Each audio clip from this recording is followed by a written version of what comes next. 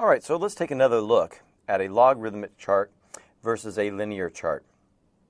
So again, when we start looking at the sections, and we notice, right, that the numbers are representing a minus 10 dB in the signal strength as we're going through.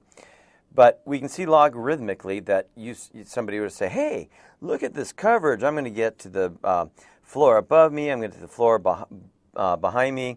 You know, I mean, it looks just, again, we could look at it and say, this antenna's got great coverage. Well, again, it's just a representation of the signal. If we put it into a linear design, it's still the same data. It just doesn't look like it's covering things the same as you would have thought by looking at the logarithmic chart. Now, when we're looking at this chart, every one of these rings that you see coming around represents a minus 10 dB. And that, of course, well, if you did the mathematics, would be a 70% decrease in the coverage. Let's see if I can spell decrease properly here.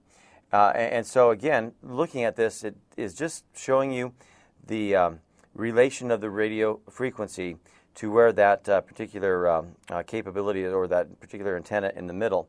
And so that's, you know, and maybe this is showing it to you here, where we're seeing that loss, right, as we're going with each ring.